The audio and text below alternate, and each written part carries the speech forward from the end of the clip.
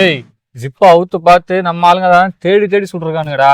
நம்ம இந்துஸ்தான்ல நம்ம ஆளுங்களே கொண்டு இருக்கானுங்கடா. பயங்க இருக்கானுங்களே எல்லாருமே பயங்கரவாதிங்க தான். எப்ப நம்மளை போட்டு தள்ளதான் காத்துட்டு இருப்பானுங்க, எப்ப நம்மளை போட்டு தள்ளலான்ட்டு இருப்பானுங்க. இந்த நாட்டையே அவங்க நாட்டை ஆக்க துடிச்சுக்கிட்டு இருக்கானுங்க. ஆமாம்பா, பகல்லே பகல்காம் தாக்குதல் நடத்தி இரவோடு இரவா இஸ்லாமாபாத் ஆக்கலாமான்னு பாக்குறாங்க.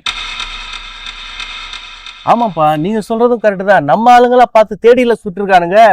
நம்பா குமார வாயா ஆட்ட ஆரம்பிக்கும். ஏயா இவனுக்கு தான் தா வீட்டுல அரசியல் பண்றதுக்காக எப்படா யார் மேல வன்மத்தை போடலான்னு சுத்திட்டு இருந்தா நீ அவனுக்கு ராமசாமி போட்டுட்டு இருக்கிற. ஒண்ணு நல்லா புரிஞ்சுக்கோ, அங்க நடந்தது மத ரீதியான தாக்குதலே கிடையாது. அது ஒரு தீவிரவாத தாக்குதல். தீவிரவாதி எல்லா மதத்திலும் தான் இருக்கிறான். மாட்டுக்காக மனுஷனை கொள்றானே அவனும் தீவிரவாதி தான். 8 வயசு சிறுமி ஆசிபாவை கோவில் கருவறையில வச்சு சீரழிச்சு கொண்டாம்பாரு, அவனும் தீவிரவாதி தான். பில்கிஸ் பானு வயிற்றுல இருந்த சிசுவை எடுத்து அந்த சிசுவை கூட கொலை பண்ணாம்பாரு, அவனும் தீவிரவாதி தான். அதனால அந்த மதத்தை சேர்ந்த நம்ம எல்லாரும் தீவிரவாதின்னு சொன்னா நமக்கெல்லாம் எப்படி இருக்கும்? அங்க காஷ்மீர் தாக்குதல்ல நம்ம மதத்தை சேர்ந்தவங்க மட்டும் கொல்லப்படல, சையது ஹுசேன்ற ஒரு முஸ்லீம் தான் கொல்லப்பட்டிருக்கான். அப்பவே புரியுது இது மத ரீதியான தாக்குதல் இல்லைன்ட்டு. அதுவும் அந்த சையது எப்படி செத்தான்னு தெரியுமா? நம்ம இந்துக்களை காப்பாத்த தன்னோட உயிரியை தியாகம் செஞ்சவன். இன்னைக்கு அவனை இழந்து அந்த குடும்பமே வருமானம் இல்லாம தவிக்குது. இப்படி இந்துக்களை காப்பாத்துறதுக்காக தன்னுடைய உயிரியை தியாகம் செஞ்சவனை பார்த்து தீவிரவாதிகள்னு சொல்றீங்களா? அது இல்லாம இவனுங்க சொல்றானுங்க பாரு, அல்லாஹ் அக்பர் அல்லாஹ் அக்பர் சொல்லி தான் அவங்க எல்லாம் கொள்றாங்கன்ட்டு.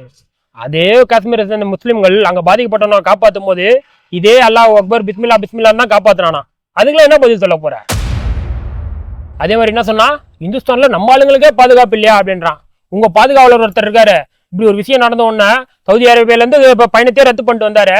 நம்ம ஆளுங்களை காப்பாத்துறதுக்கு இல்ல காஷ்மீர்ல போய் பாக்குறதுக்காக வந்தாரு. அங்கெல்லாம் வரல, பீகார்ல தேர்தல் பிரச்சாரம் பண்ண வந்தாரு. அதுவும் பீகார்ல போயிட்டு கெக்க வெக்கேன்னு சிரிக்கிறாரு.